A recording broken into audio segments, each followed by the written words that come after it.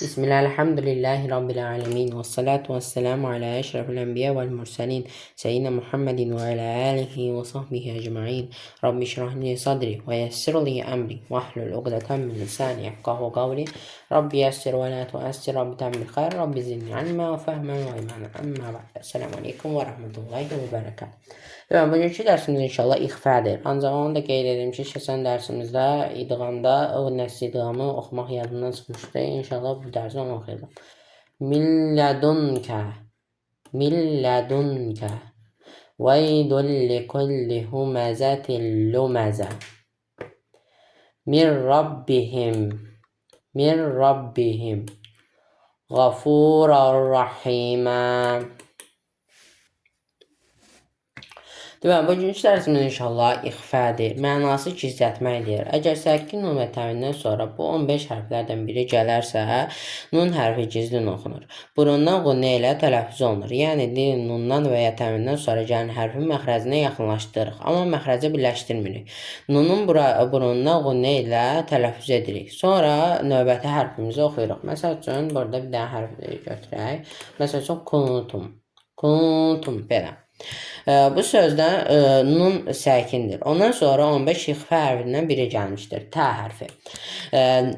Tə hərfi dilin ucunu yuxarı ön dişlərin damağına toxundurmaqla çıxır. Ona görə də dilimizi tə hərfin məxrəzinə yaxınlaşdırıb nunu burundan qunə ilə oxuyuruq. Sonra isə tə hərfini deyirik. Nun ixfa edəndə səsin yarısı ağızdan, yarısı isə burundan çıxır. Yəni ixfədə nun hərfi nə izhardakı kimi açıq-aşkar oxunmur, nə də idğamdakı kimi tam itmir. Nun üstündə məxrəc dilin ucudur. İxfədə bu məxrəc itir. Amma qünnəsi qalır. Qünnə qalın və incə olur. Əgər səkin nun və təmindən sonra qalın hərf gələrsə, qünnə qalın olacaq. Yəni dilin kökü qalacaq. Bax, görək məsələn qalın hərf. Mandud, mandud, belə oxuyuruq. Əgər səkin nun və təmindən sonra incə hərf gələrsə, qünnə incə olacaq. İnsan, insan, belə. İxfə həm bir sözdə, həm də iki ayrı sözdə baş verə bilər.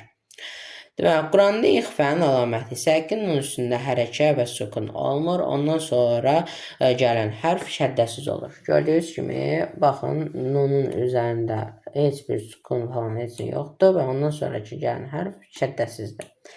Və kəsrə və fətə təmin paralel olmur, ayrı olur. Gördüyünüz kimi, fətə təmin ayrıdır. Gördüyünüz kimi, paralel deyil. Bunun kimi belə paralel deyil, ayrıdır. Ona dammə təmin isə iki dənə qoşa dammə olur. Gördüyünüz kimi, dammə təmin normalda belə yazılır, amma ixfədə belə yazılır. Gördüyünüz kimi. Bunları da oxuyaq inşallah. Bu çoxdur deyə elə bir sıra oxuyacağım da inşallah. Kuntum vəl-unsə əncəynə أندادا وأنذرهم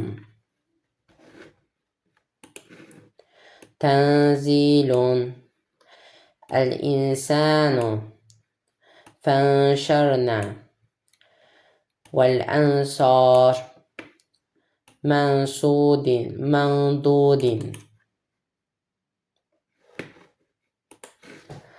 بقنطار ينظرون فانفلق انقلبوا المنكر. Deməli, bir də onu da qeyd edim ki, inşallah hər dərsdə, açıqlamada danışdığım dərsin yazısı olur. Yəni, öyrənmək istəyənlər orada da öyrənə bilərlər. Bir də ki, test formada YouTube-da atıram. Yəni, öyrənəndən sonra orada da işləyə bilərsiniz inşallah. Elhamdülillahi Rabbil alemin.